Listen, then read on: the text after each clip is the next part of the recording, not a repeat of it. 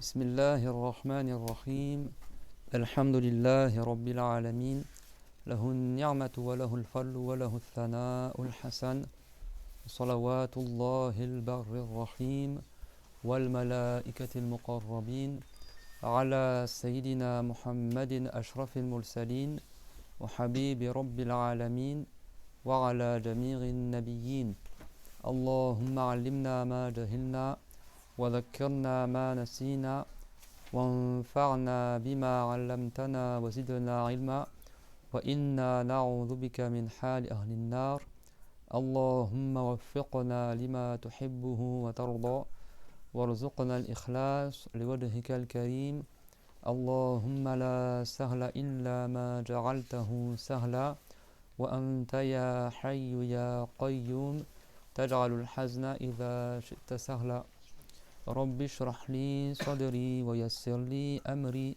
واحلل عقدة من لساني يفقه قولي آمين أما بعد الله تبارك وتعالى dit dans le Coran honoré وتعاونوا على البر والتقوى ولا تعاونوا على الإثم والعدوان, c'est-à-dire entraidez-vous pour les œuvres de bien et l'obéissance à Allah et ne vous entraidez pas pour le péché et la désobéissance à Dieu. Donc on s'entraide Inch'Allah ta'ala pour la piété, que le fait d'accomplir les obligations et d'éviter les interdits, et on fait en cela une bonne intention lillahi ta'ala par recherche l'agrément de Allah Azza wa Jal, par application de la parole du prophète sallallahu alayhi wa sallam, innamal a'malu bin niyyat wa innama likulli imri'in ma nawa, c'est-à-dire certes les bonnes œuvres ne valent que par les intentions, et certes chaque personne a pour elle ce pourquoi elle a fait l'intention. Le prophète Mohammed, comme il le rapporte Muslim dans son Sahih, il a dit At-tuhuru shatrul iman. At-tuhuru shatrul iman. At-tuhur ma'nahu at-tahara. والطهارة جزء كبير من الإيمان أي من الدين فمن أهمل طهارته أهمل صلاته ولما كانت الصلاة عمود الدين فكأنه أهمل دينه كله. Donc la purification, le prophète il a dit, c'est la moitié de la foi, c'est-à-dire la moitié de la religion, c'est une grande partie de la religion. Donc si quelqu'un il néglige sa purification, il aura négligé sa prière. Et comme la prière c'est le pilier de l'islam, c'est-à-dire que c'est l'acte le plus important après croire en Dieu en son messager, celui qui néglige sa purification, il aura négligé comme s'il a négligé toute sa religion. Que Dieu nous en préserve. C'est pour ça que quand on fait le chapitre des menstrues, c'est pas du tout du luxe ou du superflu. C'est vraiment parmi les sujets les plus importants pour la femme, pour savoir quand est-ce qu'elle doit prier, quand est-ce qu'elle a le droit de prier, etc. Et beaucoup de gens à notre époque, que ce soit le chapitre de l'istinja, la toilette intime quand tu vas faire tes besoins, que ce soit les ablutions, le roussoul, beaucoup de gens les négligent, comme si pour eux c'est pas important d'apprendre ça. Mais si tu ne sais pas te purifier, alors ton hajj ne sera pas valable. Si tu ne sais pas te purifier, alors ta umrah ne sera pas valable, ta prière ne sera pas valable. Si tu as mal fait ta purification, tu n'as pas le droit de toucher le Coran. C'est clair, mon tout le monde? Il y a des cas de figure où tu n'as même pas le droit de rester dans la mosquée. Si tu es junub et tu n'as pas fait le roussoul, tu n'as pas le droit de rester dans la mosquée. La femme qui a les menstrues n'a pas le droit de rester dans la mosquée. Il y a des jugements par rapport à ça. Celui qui est junub, qu'il soit un homme ou une femme, n'a pas le droit de réciter le Coran. Donc si tu ne sais pas quand est-ce que tu es junub, quand est-ce que tu n'es pas junub, comment tu fais pour enlever ton jugement de junub. Si quelqu'un il fait mal son roussoul, il est encore junub. Donc il va prier et sa prière ne sera pas valable, il tombera dans le haram, il va réciter le Coran alors que c'est haram, il tombera dans l'interdit. Donc la religion, c'est pas simplement on croit en Dieu, on aime Dieu, on est gentil avec les gens et c'est fini.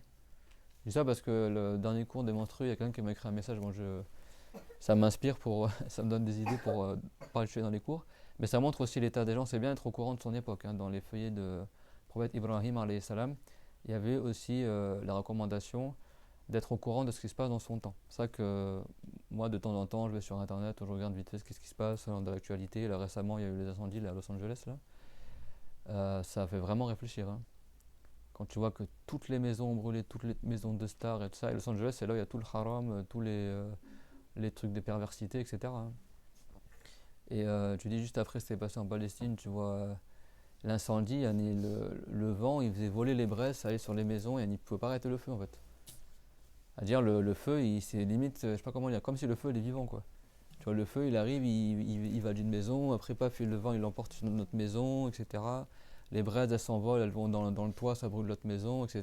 Vraiment, ça a brûlé, je sais pas si vous avez vu, mais ça a brûlé, je sais pas combien de quartiers, etc. Tu te dis, mais normalement, un incendie, je crois que c'est le plus grand incendie qu'ils ont jamais eu, je sais pas combien de temps. Bah, tout ça, c'est les anges. Hein. C'est quand qui c'est qui fait souffler les vents? C'est les anges. Fal-mudabbirati amra. Et c'est par la volonté de Allah Azza wa Jal. Tout, même ce qui se passe en Palestine ou ailleurs, c'est par la volonté de Allah Azza wa Jal. Et quand tu vois que des villes qui sont connues comme étant des villes où ils font plein de péchés, plein de choses haram, etc. Comme à l'époque où j'apprenais la religion, il y avait un Américain avec nous. Il me disait aux États-Unis, il n'y a que aux États-Unis que tu as les tornades. Tu sais. Il m'a dit à chaque fois les tornades, elles vont là, ils font le haram. Là, ils font le plus de haram, c'est là où ils vont les tornades aux États-Unis. Et les tornades, c'est pareil, c'est les anges qui font. Catastrophes naturelles, les séismes, tout ça, c'est par la volonté de Allah et c'est par le biais des anges. Dieu il envoie les anges pour faire les séismes, juste comme ça en général. Souvent, c'est les anges par ordre de Allah Azza wa Jal. Des fois, c'est pour punir des gens, des fois, c'est pour éprouver des musulmans. Comme il y a eu le tsunami, par exemple, en Indonésie à l'époque où moi j'étais parti au Liban, et c'était juste après le tsunami là. T'en avais un avec nous, toute sa famille était décédée.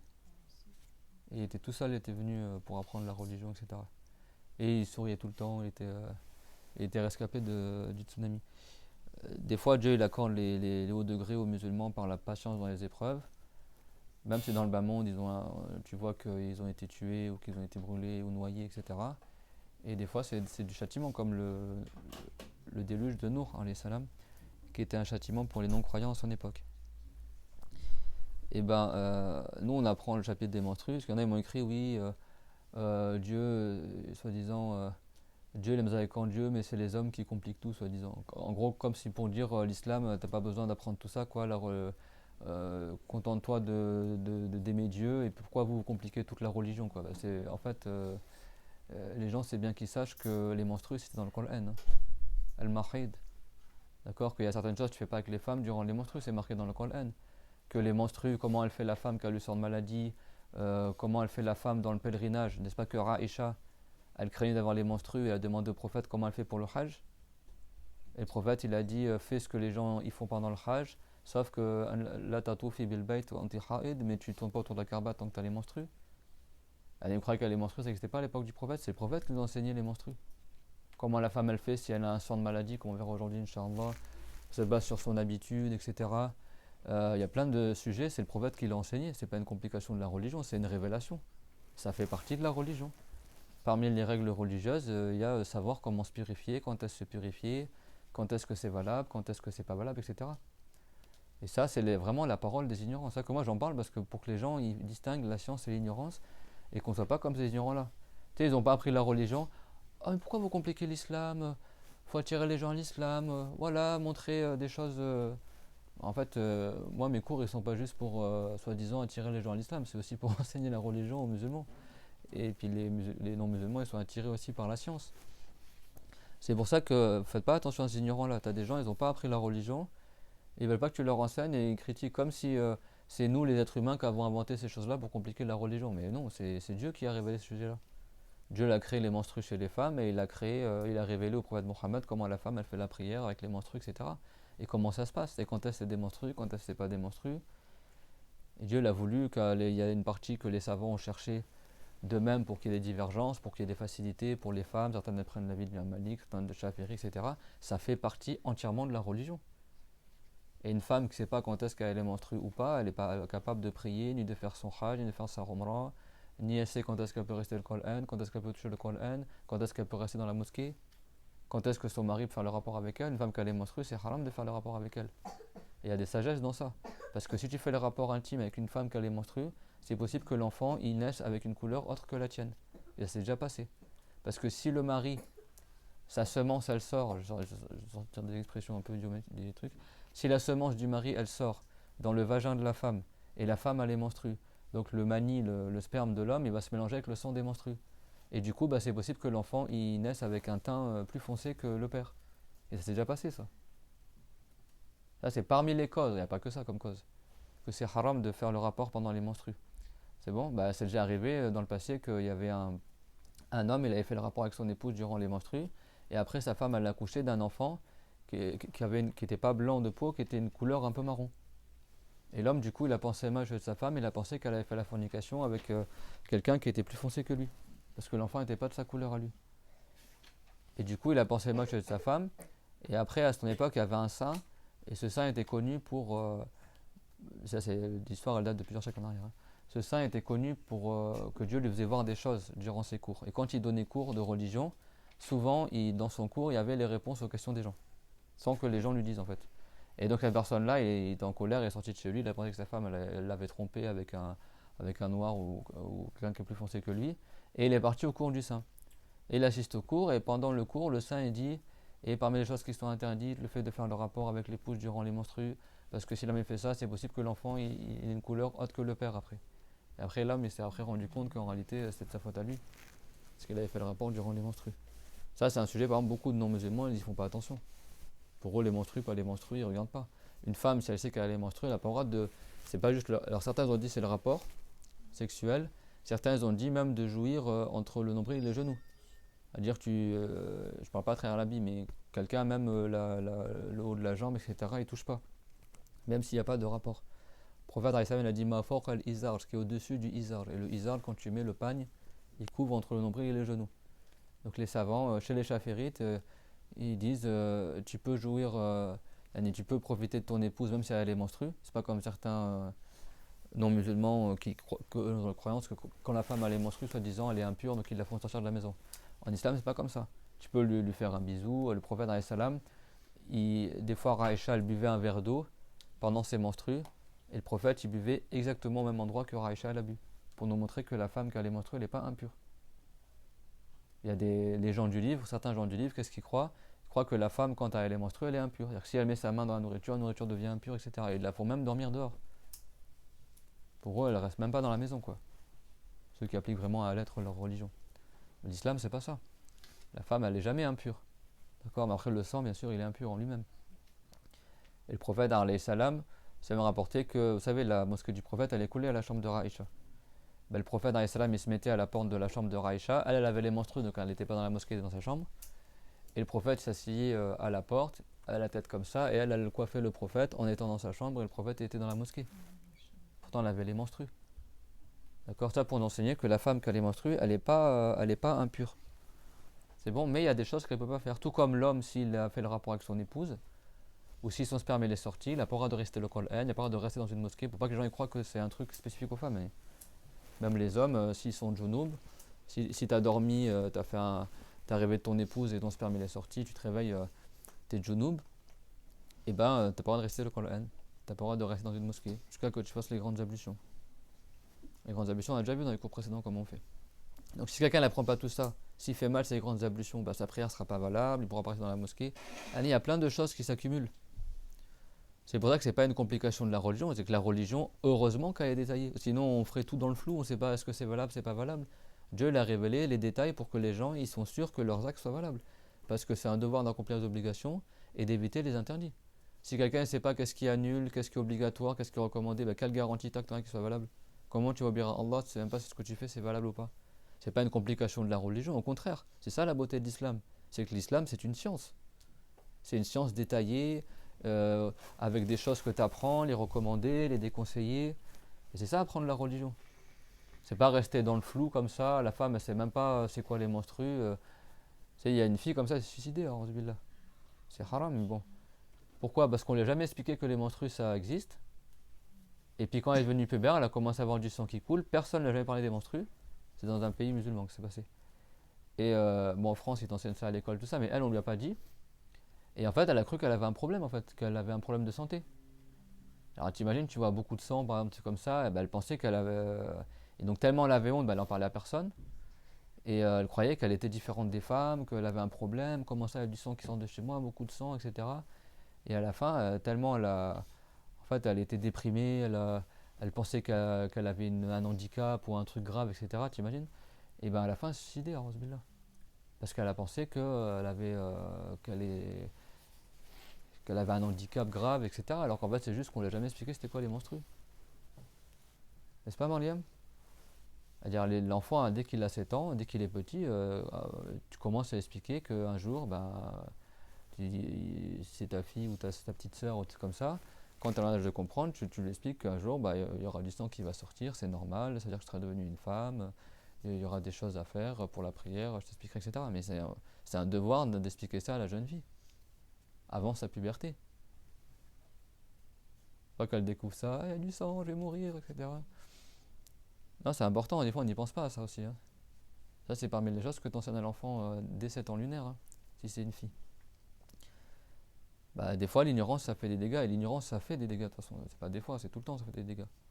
C'est vrai que c'est pas. Beaucoup de gens ils sont là, non, mais pourquoi vous parlez de ça? Pourquoi vous compliquez la religion? Mais c'est pas en compliquer la religion, c'est la religion. T'imagines si Dieu nous ordonne de te purifier et il ne révèle pas comment se purifier? Dieu il a ordonné dans le Coran d'éviter le rapport avec la femme si elle est en état de menstru. Mais on ne sait pas c'est quoi les menstrues. Comment tu vas faire pour appliquer ça? Ça marche pas. Vous avez compris ou pas? Donc, alhamdoulilah que Dieu l'a envoyé un prophète qui nous expliquait les lois. Et ça, c'est pas une complication de la religion, c'est une clarification de la religion et c'est une miséricorde de la part de Allah. Ceux qui compliquent tout, c'est ceux qui sont ignorants et qui font du n'importe quoi. Et pour se rassurer, ils disent non, mais Dieu il est miséricordieux, non, mais de toute façon, pourquoi parler de ça? L'important, c'est d'être gentil avec les gens, l'important, c'est de. Bah non, c'est pas l'ignorance à l'islam. C'est vrai que s'il y a des gens qui sont dans cet état-là, sortez de cet état-là. Hein. C'est clairement tout le monde. Les savants ils disent la science c'est la vie de l'islam. Les sunnah, hayatul islam. La science dans le sunnah wal jamara, c'est la science, c'est la vie de l'islam. Si quelqu'un n'apprend pas son islam, il est mort quoi. C'est pas les mosquées, c'est pas les habits, c'est d'apprendre la religion. Le reste ça vient après, d'apprendre et d'appliquer bien sûr. Alors Inch'Allah le chapitre n'est pas très long dans ce livre-là, le chapitre des menstrues. On prendra ce qui est dedans et après on complétera Inch'Allah, on s'aidera du support que je vous ai envoyé là en PDF dans le groupe Telegram. Je vous conseille de l'imprimer ou de l'avoir avec vous quoi. Le mieux c'est de l'imprimer. Il fait quand même 256 pages. Vous êtes sûr que vous voulez le faire?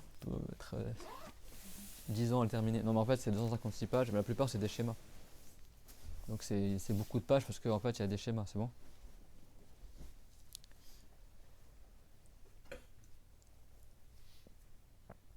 فنكمل في باب الحيض إن شاء الله تعالى على بركة الله ولله تعالى ومن مسائل الحيض alors tout le monde se rappelle les menstrues sang habituel alors des trucs apprenez par cœur c'est le sang qui sort habituellement de l'utérus de la femme lorsqu'elle est en bonne santé et c'est pas suite à l'accouchement son minimum est de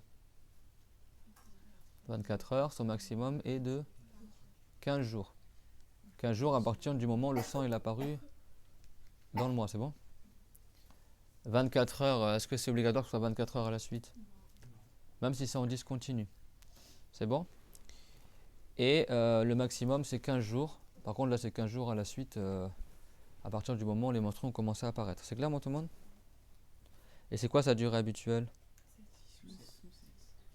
6 ou 7 jours. C'est pour ça que dans le hadith, le prophète alayhi salatu wassalam, il y avait une femme, ses menstrues, elle s'est terminée et malgré ça le sang il coulait toujours.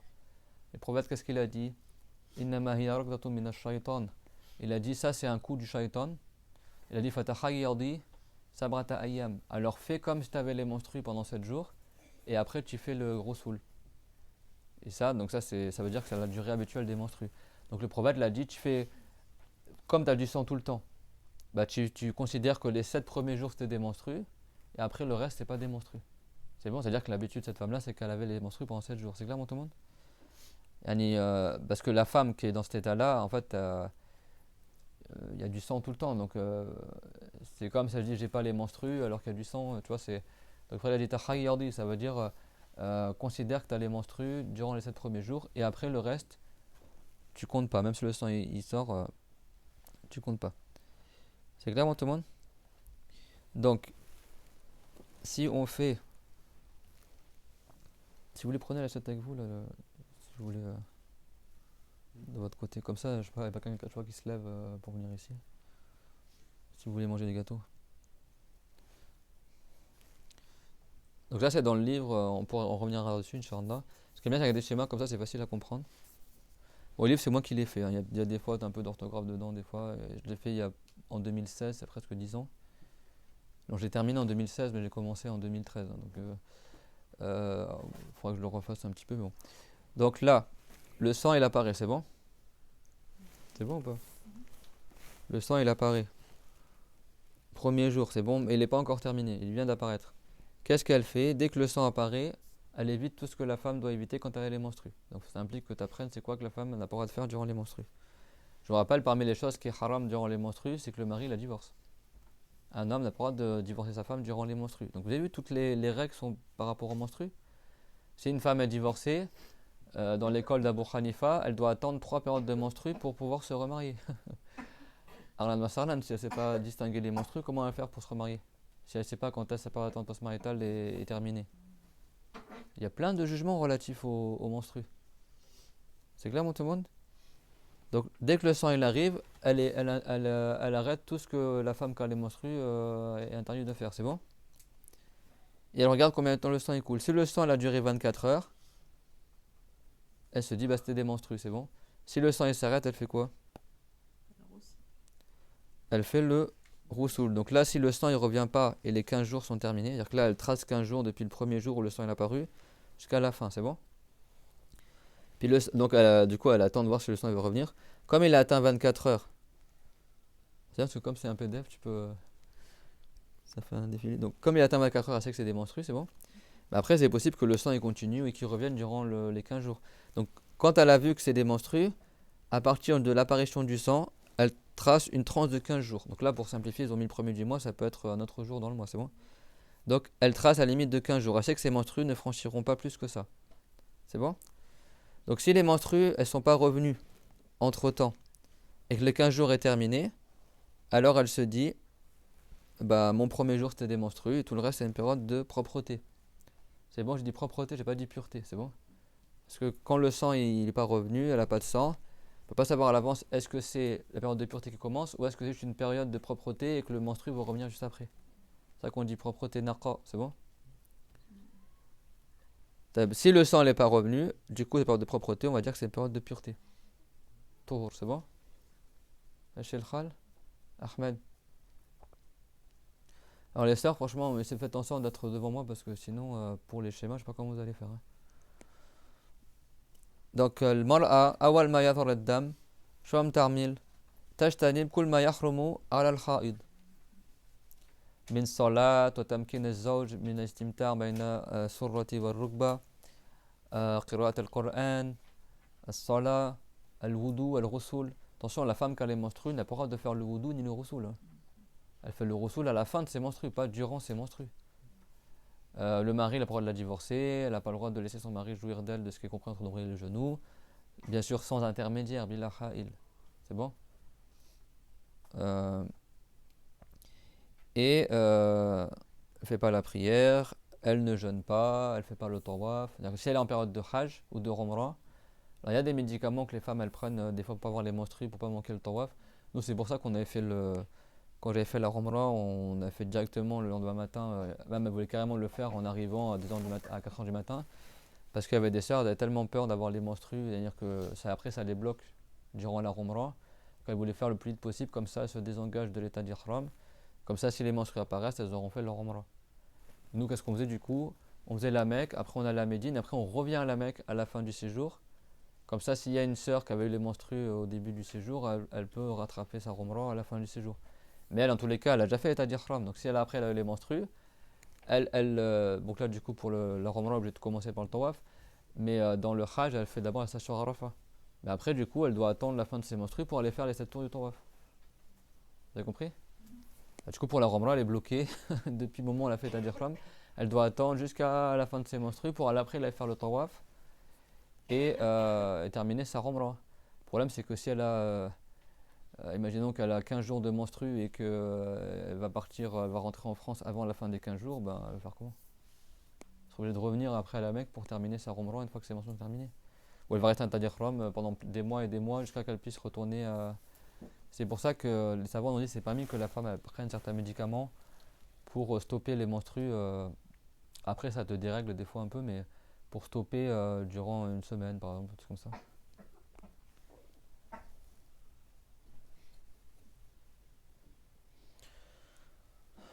Donc, awal ma yadhur ad-dam shom tarmil tajtanib kul ma yahrumu ala al-ha'id. إذا بلغ نزول الدم يعني 24 ساعة تقول هو حيض فشوم تعمل تحسب يعني 15 يوما من حين ظهور الدم 15 يوما وتنظر هل الدم يرجع أم لا. إذا مضى 15 يوما ولم يعد الدم فتقول اليوم الأول كان حيضا والباقي نقاء. إذا انتهى 15 يوما هذا النقاء نقول عنه طهور. النقاء معناه ما في دم. النقاء قد يكون حيضا لكن لا يظهر الدم.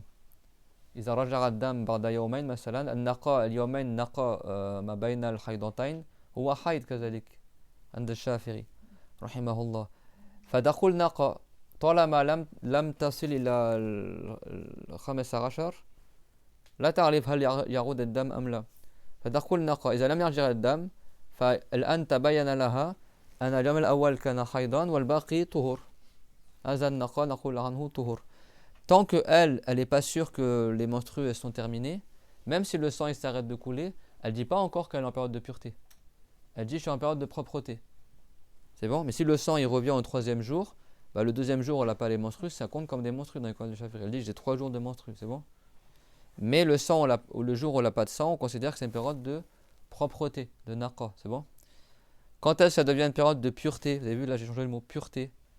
Bah, si les 15 jours sont terminés, le sang n'est pas revenu, elle sait que le sang ne va pas revenir, les menstrues sont terminées. C'est bon. Donc du coup, là dans cet exemple-là qui est super simple, bah, elle se dit j'ai eu 1 jour de menstrues et tout le reste c'était une période de pureté. En général, les menstrues viennent qu'une fois dans le mois. C'est clair, tout le monde? Donc ça, c'est vraiment l'exemple basique. Qu'est-ce qu'elle fait du coup au premier jour? Elle fait le roussoul quand les menstrues sont terminées. Dans tous les cas, si le sang des menstrues atteint 24 heures, elle ne va pas savoir est-ce que le sang va revenir ou pas. Mais comme elle atteint 24 heures, elle sait déjà que c'est des menstrues. Donc quand le sang s'arrête, elle se base sur l'apparence et elle se dit, bah, en fait, les menstrues sont terminées, je fais le roussoul. Même si c'est possible que le sang il revienne après. Donc, tout le temps, elle fait par rapport à l'apparence. Daiman tamir al-zahir. قطع الدم بعد 24 ساعة. هي لا تعلم الغيب. قطع الدم. طيب شو عم تعمل؟ تقول أنا دمي بلغ 24 ساعة إذن هو حيض حيث الظاهر. والآن انقطع ولو كان على خلاف العادة يعني. تقول طيب انتهى حيضتي. حيضي انتهى الآن أغتسل. تغتسل. إذا عاد الدم بعد 5 أيام مثلا شو عم تعمل؟ تقول هذه تكملة الحيض. مسح غسلي. وإذا انقطع الدم تغتسل كذا. C'est bon? Donc, à partir du moment où elle atteint 24 heures, elle sait que c'est des menstrues, c'est bon. Quand le sang il s'écoule, que ce soit 2 jours après, 3 jours après, tant qu'il a atteint 24 heures, elle va faire le roussoul quand le sang s'arrête de couler, c'est bon? C'est bon? Si le sang il revient avant la fin des 15 jours, elle sait que ce roussoul-là n'était pas valable et elle refera un roussoul quand l'autre écoulement il sera terminé, c'est bon? En fait, à chaque fois, elle avance à tâtons, en fait. Elle ne connaît pas l'avenir, la femme. Quand le sang il arrive, elle se dit c'est des menstrues. Si elle voit que le sang n'a pas atteint 24 heures, elle dit c'est pas des menstrues. Elle fait pas le roussoul quand le sang s'arrête, juste elle se lave et elle rattrape les prières qu'elle n'a pas faites durant le sang des menstrues. Quand le sang il revient, elle regarde, ah c'est des menstrues peut-être. Elle arrête tout ce qui est haram de faire pour la femme qui a les menstrues. Jusqu'à qu'elle atteigne 24 heures, c'est bon. Quand elle atteint 24 heures d'écoulement, que ce soit continu ou discontinu, elle sait que c'était des menstrues finalement. Donc toutes les périodes de blanc qu'il y avait entre les écoulements, ça compte comme les menstrues aussi, c'est bon? Tout le monde a compris ça? Donc ça veut dire que tant que la femme n'a pas accumulé 24 heures d'écoulement, si le sang il s'arrête, elle ne fait pas le roussoul. Elle considère que ce n'était pas des menstrues. Parce qu'elle n'a pas encore atteint la somme du minimum des menstrues. C'est bon pour tout le monde? Voilà l'exemple, c'est super. Donc là un autre exemple. Elle a eu 4 heures le premier jour, c'est bon? Si le sang il s'arrête là, elle ne va pas faire le roussoul. Elle dit 4 heures, c'est pas le minimum des menstrues. 4 heures le premier jour, c'est bon? Dès que le sang arrive, elle évite tout ce que la femme doit éviter quand elle a les menstrues. C'est bon, elle ne va pas attendre que le sang il fasse 24 heures. Dès qu'il arrive, elle dit ah, peut-être c'est des menstrues, donc par précaution, j'évite tout ce qui est haram pour la femme qui a les menstrues. C'est bon? Après, deuxième jour, le sang il apparaît. Ouais, c'est pas à l'avance combien de temps il va durer. Il se trouve que lui aussi il a duré 4 heures. C'est bon? Quand le sang il s'arrête, elle ne fait pas son roussoul parce qu'elle a juste 8 heures d'écoulement. C'est bon? Troisième jour, le sang il revient. 4 heures aussi. Est-ce qu'elle a fait 24 heures là? Non, d'accord. Et 4 heures, et 4 heures, et 4 heures. Et jusqu'à qu'à la fin, 4 heures, bon c'est des exemples un peu... caricaturaux, hein. 4 heures tous les jours pendant 6 jours, c'est bon? 4 heures d'écoulement. C'est bon, premier jour, 4 heures, après le sang il s'arrête. Elle ne fait pas le roussoul. Deuxième jour, 4 heures, le sang il s'arrête. Elle ne fait pas le roussoul. Troisième jour, pareil. Jusqu'au sixième jour. Sixième jour, 4 heures, bah 6 fois 4, ça fait 24. Donc elle atteint 24 heures. Là, si le sang il s'arrête, elle va faire le roussoul. Pourquoi? Parce qu'elle se dit, bah tout ça, c'est une période de menstru. En accumulant les heures, je suis arrivé à un total de 24 heures. Donc si le sang, donc qu'est-ce qu'elle fait? Elle trace 15 jours depuis le moment où le sang est apparu jusqu'à le 15e jour, c'est bon? C'est pas toujours du 1er au 15 hein, dans le mois, ça peut être, ça commence au milieu du mois, c'est bon? Mais là, c'est des exemples simplifiés. Elle délimite 15 jours, tac. Elle sait que ses menstrues vont pas aller plus loin que là. Si le sang il revient pas et que les 15 jours se terminent, alors elle se dit, j'ai eu 6 jours de menstrues, je fais mon roussoul et tout le reste, c'est ma période de pureté, touhour, c'est bon? Donc là, c'est l'exemple. Le 15e jour, le sang n'est pas revenu. Donc, tant que le sang ne revient pas, elle se dit, pour l'instant, je suis en propreté. Elle ne sait pas si c'est une période de pureté. Quand le 15 jours est franchi et que le sang n'est toujours pas revenu, elle sait que là, elle a atteint le maximum des menstrues possible. Donc, c'est sûr que le sang ne va pas revenir des menstrues, là, maintenant. Donc, maintenant qu'elle a terminé le 15e jour, elle sait que ses menstrues, c'était juste les 6 premiers jours. C'est bon? Donc, du coup, les 6 premiers jours étaient des menstrues et tout le reste du mois, c'est une période de pureté. C'est clair, tout le monde? C'est hyper simple. Donc là, du coup, elle doit faire le roussoul au 6e jour. Et après, si le sang ne revient pas, elle n'a rien à faire. Si le sang il revient là, au 10 par exemple du mois, c'est bon? Considère que le 7, le 8 et le 9, en fait, c'était la suite de ses menstrues, mais le sang n'était pas apparu. Donc son roussoul n'était pas valable. Et si là, elle avait prié, ses prières n'étaient pas valables non plus. Mais la femme qui a les menstrues n'a pas à rattraper les prières qu'elle a manquées durant ses menstrues, c'est bon? Donc si le 10, le sang il revient, elle se dit, en fait, mes menstrues n'étaient pas terminées, ça continue. C'est bon? Et après, ça va être le 12 par exemple. Du coup, on ne dit pas, elle a une période de menstrues là, une période de menstrues là. Non, tout ça, c'est des menstrues. C'est bon? Et quand le sang il s'arrête, elle fait le roussoul. C'est bon? Et si le sang ne réapparaît pas après, considère qu'elle avait eu, par exemple, 10 jours de menstrues et tout le reste du mois, c'était pas des menstrues. C'est bon? Donc là, c'est l'exemple que je vous dis là maintenant. Là, une femme, les 7 premiers jours, elle avait eu du sang. C'est bon? Qu'on atteint 24 heures. C'est bon? 7 premiers jours. Et après, le sang s'est arrêté. Comme elle avait atteint un minimum de 24 heures, elle se dit, mes menstrues sont terminées, je fais le roussoul. C'est bon? Donc pour elle, elle pense que c'est terminé ses menstrues. Sauf qu'il y a 3 jours qui s'écoulent, imaginons. Et là, le 11, le sang, il revient. Quand le sang, il revient, elle dit pas, j'ai une période de pureté de 3 jours et là, j'ai une nouvelle période de menstrues. Non, elle dit, en fait, là, je n'étais pas en pureté. En fait, mes menstrues sont pas terminées. Donc le 11, ça revient, imaginons jusqu'au 15 et le 15, ça s'arrête. Tant que ça franchit pas le 15, ça reste des menstrues parce que c'est le maximum des menstrues. Là, elle a eu combien de jours de menstrues du coup dans cet exemple-là? في هذا المثال كم يوما عندها من الحيض؟ جاء الحيض يعني الدم هي تعرف هي الحيض ولا؟ جاء الدم 7 أيام ثم انقطع تغتسل إذا كان بلغ 24 ساعة قطع 3 أيام ثم في اليوم 11 عاد الدم ماذا تقول هي؟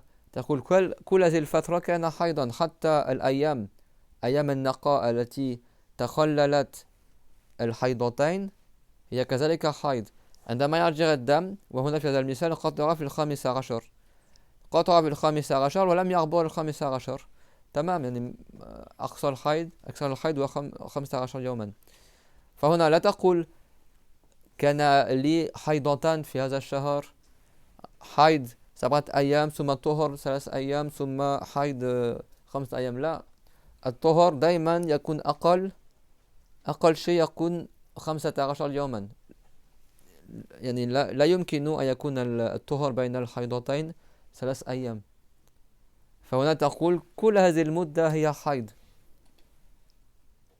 كذلك بعد أيام النقاء حيضا كذلك فتقول هذا الشهر كان لي ماذا 15 يوما من الحيض يعني هذا كذلك حيض فتقول كل هذا حيض وهذا طهر ماشي الحال لا تقول هذا النقاء كان طهرا لأنه أقل من 15 يوما. Donc si la femme elle a eu comme ça 2 périodes de sang, là c'est des menstrues, ok, là c'est des menstrues, ok, mais du coup les 3 jours qu'au mieux c'est quoi? C'est une période de pureté intermenstruelle? Non, parce que comme on a vu dans le cours dernier, la période de pureté intermenstruelle est toujours au minimum de combien? 15 jours. Tu n'auras jamais moins que 15 jours entre deux périodes de menstrues. Donc si ces deux périodes de menstrues sont toujours dans la période des 15 premiers jours, c'est-à-dire que tout ça c'est des menstrues. Même les 3 jours au milieu c'est des menstrues. Donc là elle ne dit pas j'ai eu 7 jours de menstrues et puis ça. Non, elle compte tout ça 15 jours de menstrues. Mais c'est des menstrues en discontinu. C'est bon Madeleine? Donc, mais là, comment ça s'est passé? En plusieurs étapes. En fait, là, le 7e jour, elle avait fait le roussoul en pensant que ses menstrues sont terminées. Et là, elle fait la prière, pas de problème, elle jeûne dans le Ramadan. Et paf, le sang, il revient. Comme il revient à l'intérieur des 15 jours qu'elle a tracé à l'avance, là, elle se dit, ah bah mince, en fait, le menstru n'était pas terminé. Parce que le sang, il est revenu et les 15 jours ne sont pas terminés. Donc, je suis toujours dans la période probable de menstru, c'est bon? Donc, en fait, elle se rend compte que tout ce qu'elle a prié dans les 3 jours du milieu, c'était pas valable. Que les jeûnes de Ramadan qu'elle a jeûné durant ces 3 jours-là, si elle avait jeûné pendant le Ramadan, c'est pas valable non plus. Que son roussoul qu'elle a fait là n'était pas valable. Est-ce que ça veut dire que c'est haram? Non, parce qu'elle ne peut pas savoir à l'avance que le sang allait revenir. Elle s'est basée sur l'apparence. C'était un devoir qu'elle fasse le roussoul et la prière en basant sur l'apparence. Comme le sang est revenu avant la fin des 15 jours, elle se rend compte qu'en fait ses menstrues n'étaient pas terminées. Si le sang s'arrête au 15e jour, elle se dit bah, j'ai eu 15 jours de menstrues. C'est-à-dire que la première période c'est des menstrues, la deuxième période c'est des menstrues, c'est bon? Et les 3 jours du milieu c'est quoi? C'est une période de propreté, mais qui en réalité a le jugement aussi des menstrues. Donc elle a eu en fait 15 jours de menstrues, mais en discontinu. Monsieur le Khal, elle a eu 15 jours de menstrues, Hona, la kan mutaqattiran, laysa ala tawasul.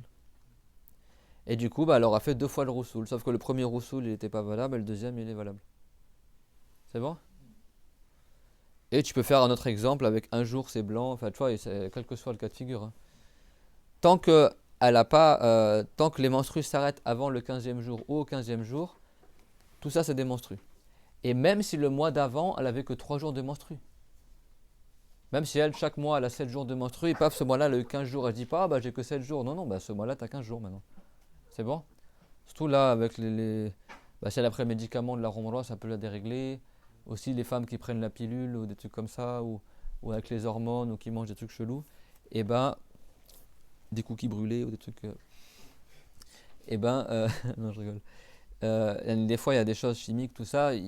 Surtout là, chez les jeunes filles, des fois, avec les hormones ou les médicaments, des trucs comme ça.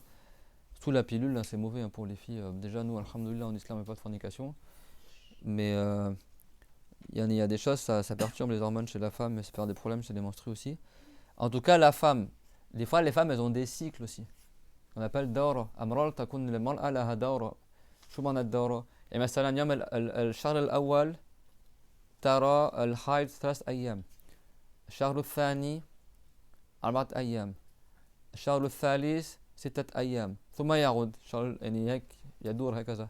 Des fois la femme elle n'est pas menstruée tous les mois pareil, mais c'est des cycles en fait. C'est-à-dire que le premier mois elle voit 3 jours de menstru, deuxième mois c'est 1 semaine, troisième mois c'est 15 jours. Et après ça revient, premier mois, en fait ça tourne comme ça, mais c'est toujours les mêmes périodes. Mais échelonné en. C'est pas tous les mois, c'est 1 semaine. Par exemple, ça fait 1 semaine, 10 jours, 15 jours. 1 semaine, 10 jours, 15 jours. 1 semaine, 10 jours, 15 jours. Tout ça revient tous les 3 mois comme ça, c'est bon? Donc la femme, et c'est possible que son habitude elle change aussi. Donc il y a des femmes, elles sont habituées comme ça. Elles ont des dors, ça veut dire des dors, elles ont des cycles comme ça. Il y a des jugements. Et il y a des femmes, elles ont tous les mois les mêmes périodes des menstrues. Quand on parle d'habitude dans le chapitre des menstrues, ça veut dire le dernier mois qu'elle a eu les menstrues, le mois d'avant, combien elle a eu les menstrues. C'est ça qu'on appelle le cycle, qu'on appelle l'habitude, pardon, c'est bon? Donc c'est pas la femme, elle dit comment ça j'ai 10 jours de menstrues, mais le mois dernier j'avais que 7 jours, donc moi j'ai que 7 jours. Non, bah non, les 10 jours c'est moins que 15 jours, tu dis bah ce mois-ci j'ai 10 jours. Même si c'est contraire à ton habitude, c'est bon? Quels que soient les intervalles de propreté qu'il y a eu entre les écoulements. C'est bon, donc là c'est un autre exemple, du coup elle a eu 2 intervalles de propreté. Elle se dit pas j'ai eu 3 fois les menstrues durant le mois là. Non, elle se dit j'ai eu une seule fois les menstrues mais 15 jours. Mais c'est 15 jours répartis d'une manière différente. Lâchez le khal.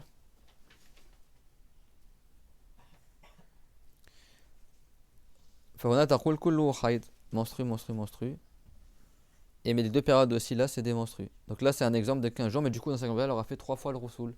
Première fois elle pensait que ses menstrues se terminent au 7e jour. Elle fait le roussoul, elle fait la prière. Paf, le sang il revient. Ah mince, en fait mes menstrues n'étaient pas terminées. Donc là elle délaisse la prière, le jeûne, tout ça. Et après au bout de 2 jours le sang il s'arrête. Elle connaît pas l'avenir. Elle se dit bon bah les menstrues finalement elles ont duré 10 jours. elle fait le roussoul à la fin des menstrues.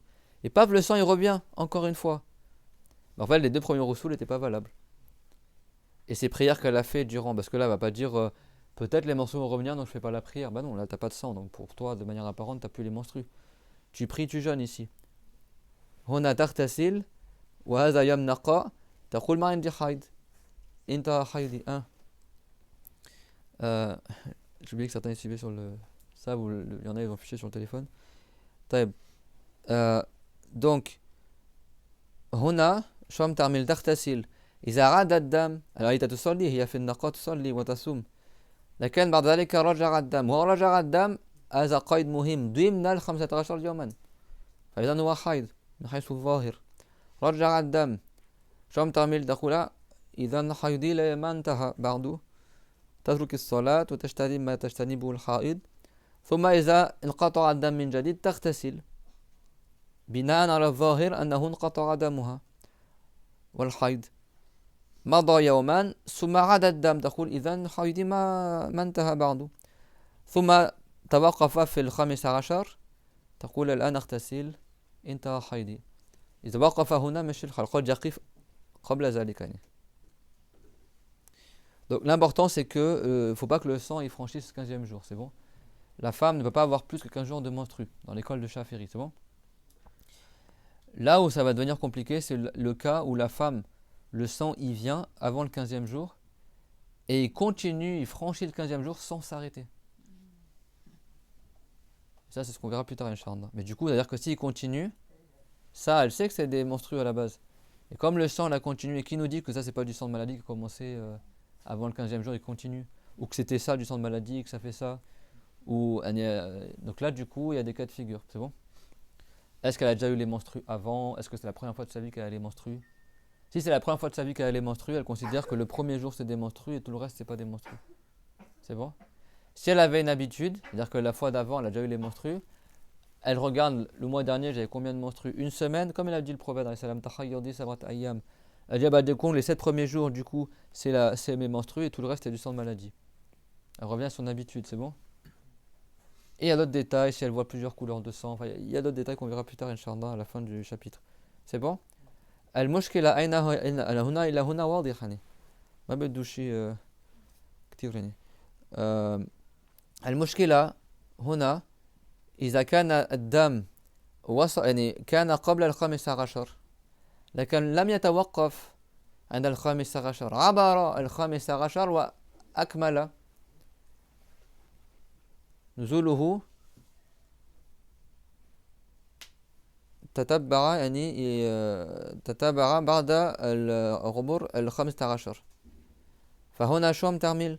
لا تقول 15 يوما هو حيض والبقية استحاضة. alors أكيد ما هو يزيد على 15 أكيد هو دم استحاضة بيقين يعني لأن الحيض لا يكون في الطهور لكن الذي قبل ما شرط يكون كله حيضا. إذا كانت ليست لها عادة يعني أول مرة يكون عندها الحيض وما شاء الله وقعت عليها أنه أول مرة بيجي لها الحيض يعني في مشكلة مع الدم الاستحاضة. شو عم تعمل؟ لأنه أول مرة أتاها الدم يعني ما عندها عادة في الحيض فتعتبر أن اليوم الأول هو حيض والبقية كله دم استحاضة. Une jeune fille, elle est devenue pubère, c'est la première fois de sa vie qu'elle a les menstrues, un Mariam, et paf, malheureusement, la première fois qu'elle a les menstrues, elle a eu du sang de maladie. Ça a franchi le 15e jour et ça s'est pas arrêté. Elle se dit quoi? Elle dit bah les menstrues c'est juste les premières 24 heures et tout le reste c'est du sang de maladie. Comme elle n'a pas d'habitude, elle prend le minimum des menstrues, c'est bon? Si elle a déjà eu les menstrues, ne serait-ce qu'une fois avant cela, elle regarde la fois d'avant qu'elle avait les menstrues, combien ça a duré? 3 jours? Ok, bah alors les 3 premiers jours c'est des menstrues et tout le reste c'est du sang de maladie. D'où l'importance que la femme elle note pour chaque mois combien de jours de menstrues elle a eu, à quelle heure c'était, et même la couleur du sang. Parce qu'il y a des cas de figure aussi où la femme, en fait, qu'est-ce qu'elle fait? Elle regarde en fonction de la couleur du sang.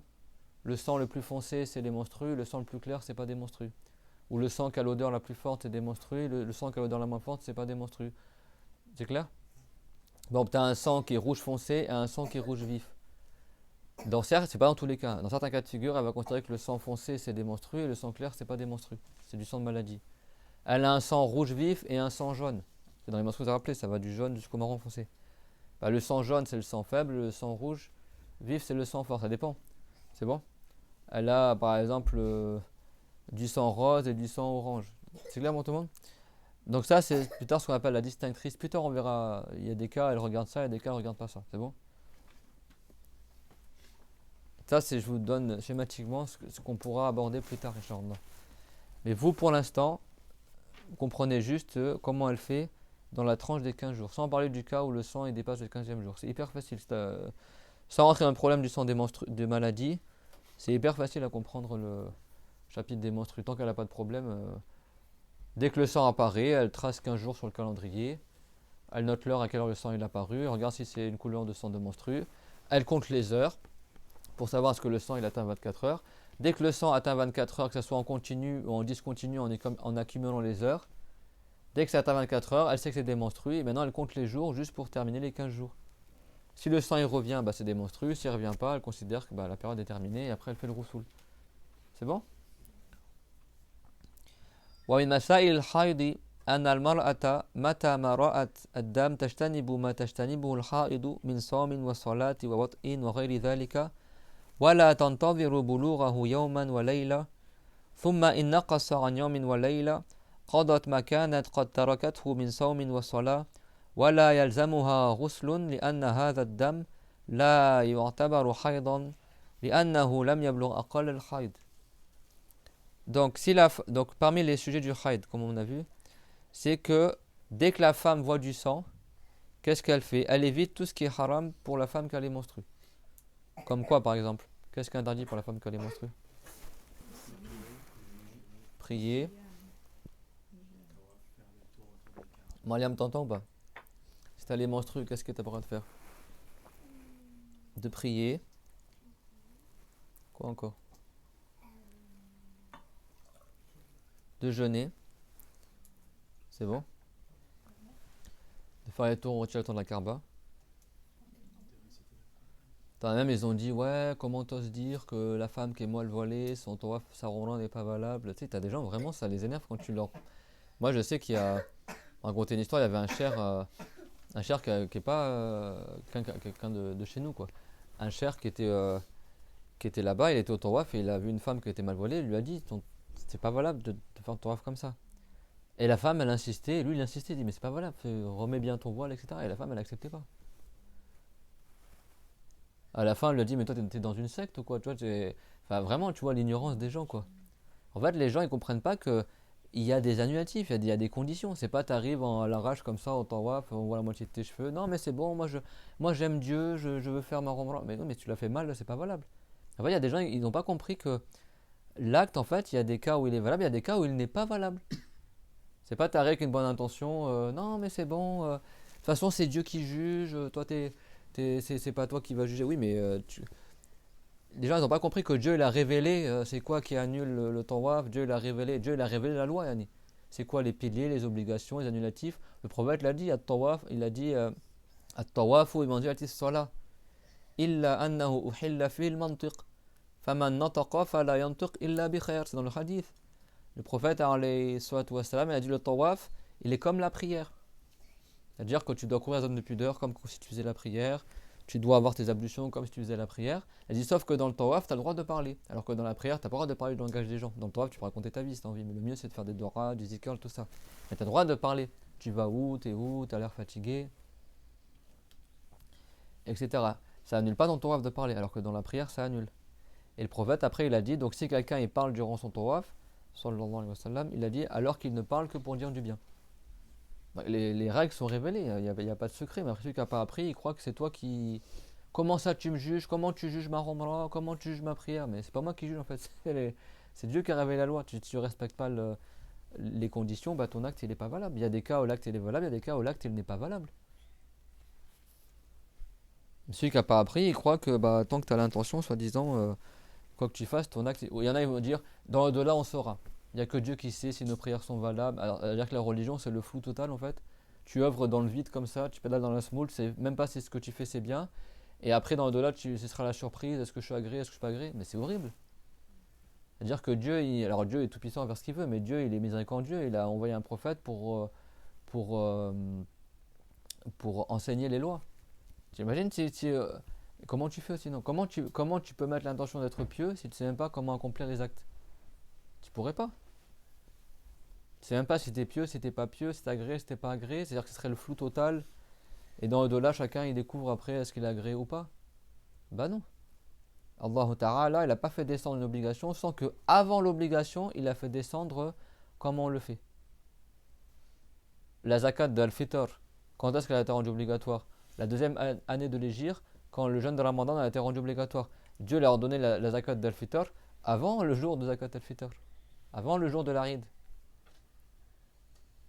Avant le jour de l'Arid, Dieu il a révélé l'obligation de zakat Al-Fitr pour que le prophète ait le temps d'enseigner aux compagnons comment on fait la zakat d'Al-Fitr. Comme ça, le jour de l'Arid, ils savaient tous comment faire la zakat. Vous comprenez ce que je veux dire? C'est-à-dire Dieu, il envoie toujours ce qu'on appelle al-bayan, c'est-à-dire l'éclaircissement de l'acte avant que l'acte soit obligatoire. Pour que les gens, quand l'acte il arrive, ils savent le faire. C'est-à-dire que tu apprends d'abord comment faire la chose, après tu la fais. Quand Dieu leur donnait les 5 prières au prophète Mohammed, le prophète avait déjà appris à prier avec Jibril. Et Khadija aussi, et Ali aussi, et les compagnons aussi. Parce qu'avant l'obligation des 5 prières, Dieu l'avait ordonné une prière de nuit qu'on appelait Surat al-Ratama, 2 rak'at durant la nuit. C'est bon? N'est-ce pas, Ahmed? 2 rak'at durant la nuit, certains ont dit qu'il y avait une prière durant la journée aussi au moment du Dhuhr. Comme il le rapporte Ibn Rasakir. Jibril alayhi salam, il a enseigné au prophète Mohammed comment faire le wudu. Jibril est venu dans la vallée, il a tapé avec son pied dans le coin de la vallée, comme il le rapporte Ibn Rasakir. Il y a de l'eau qui a surgi, et Jibril il a fait les ablutions. Et après le prophète il a fait les ablutions derrière Jibril. Et après Jibril il a fait dans la avec le prophète et lui a enseigné comment faire la prière. Le prophète Mohammed, qu'est-ce qu'il a fait? Il est parti chez Khadija, radiyallahu anha. Il l'a ramené au même endroit qu'elle était avec Jibril. Il lui a montré comment faire le wudu et après il a fait la prière avec elle. Et après du coup, au moment du Dhuhr, il y a avec Khadija et Ali qui était encore un enfant. Ils allaient devant la Kaaba et ils priaient tous les trois devant la Kaaba. Le prophète il regardait quand est-ce que le soleil déclinait du ciel et il faisait la prière. C'était avant les 5 prières obligatoires. Et avec les compagnons, ils faisaient 2 rak'at la nuit. Quand Dieu leur ordonnait les 5 prières, lors du voyage nocturne qu'on a parlé un peu d'hier, c'est qu'on est dans le mois de Rajab et à chaque fois, subhanallah, malgré moi, c'est pas du tout, j'ai pas envie de parler de ça à la base, c'est bien d'en parler, mais à chaque fois j'oublie et Dieu il fait que subhanallah, fois dans le cours, je me rappelle de parler de l'Isra al-Miraj. C'est après le lendemain de l'Isra al-Miraj que les 5 prières, Dieu il a révélé au prophète Mohammed alayhi salam durant l'Isra al-Miraj l'obligation des 5 prières et le lendemain après Jibril est venu le lendemain au temps du Dhuhr pour enseigner au prophète c'est quoi le temps du Dhuhr. Après il est revenu au temps du Rasr pour enseigner c'est quoi le début du temps du Rasr. Après au temps du Maghrib, après au temps du Risha et après au temps du Subh. Et le jour d'après, le deuxième jour après l'Isra al-Miraj, il est venu à la fin des temps, à la fin du Dhuhr, comme ça le prophète il sait c'est quoi la fin du Dhuhr. Après Jibril est venu à la fin du Rasr, comme ça le prophète il sait c'est quoi la fin du Rasr. Alayhi salam. Après il est revenu au début du Maghrib. Pour montrer que le temps du Maghrib il est court, il est venu 2 fois au début. C'est ça que les savants ont divergé sur le temps du Maghrib. Chez les Malikites, c'est quoi le temps du Maghrib, Abou?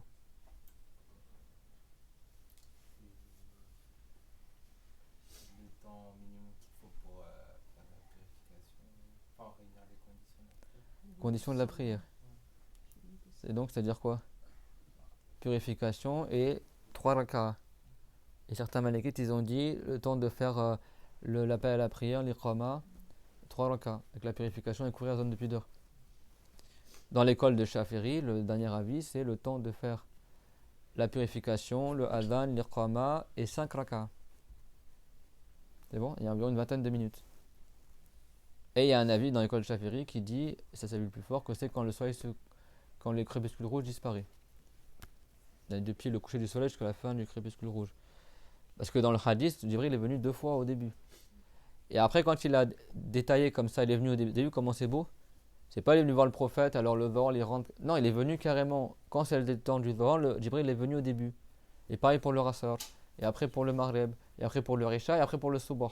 C'est vrai que les savants, Malikites et autres, ils enseignent dans le temps des prières, ils commencent par le Dhuhr parce que c'est la première prière que Jibril enseignait au prophète.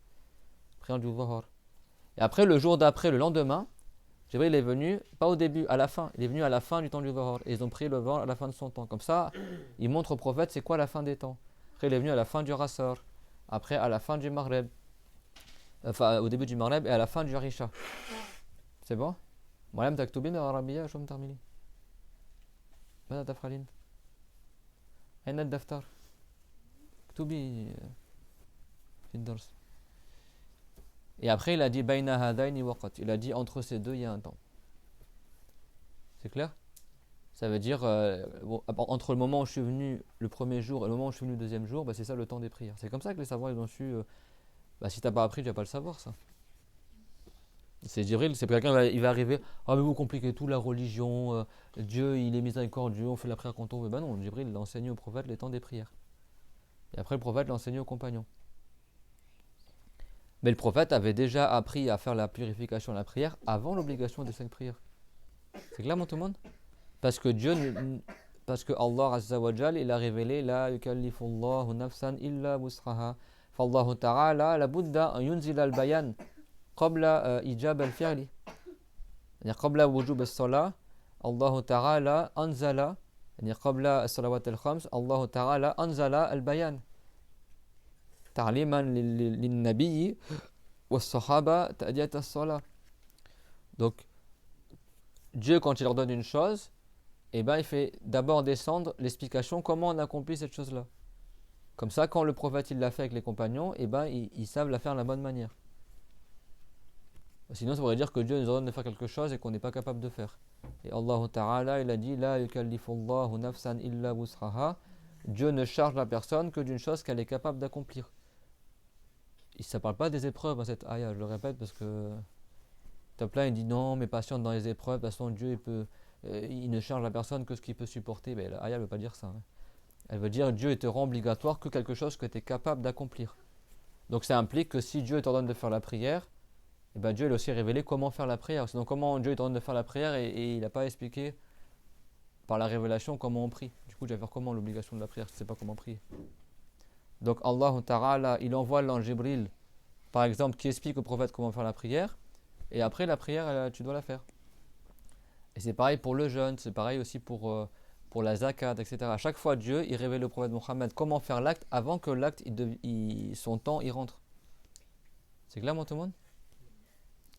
Bah, ça prouve quoi? Ça prouve que les actes en islam, ils ont des lois, ils ont des règles. C'est pas quelque chose que les savants ont inventé, c'est pris des textes. Mais celui qui n'a pas appris, il croit que c'est les humains qui compliquent la religion. Mais non, c'est ton ignorance qui complique la religion. La religion, elle est facile quand tu as appris. C'est vrai, quand tu as appris, c'est facile. Quand tu n'as pas appris, bah, tout est difficile. Si quelqu'un n'a pas appris à conduire, c'est facile pour lui de conduire ou c'est difficile? C'est difficile. Si quelqu'un a appris à conduire, il ne réfléchit même plus. Il passe les vitesses tranquillou, les pédales, il ne réfléchit plus quand il conduit. C'est bon? Bah, c'est pareil, la religion, une fois que tu as appris, tout devient facile. Je ne parle pas des exceptions, ceux qui ont le permis mais qui ne savent toujours pas conduire, qui galèrent, mais en théorie, c'est plus facile en tout cas. C'est bon?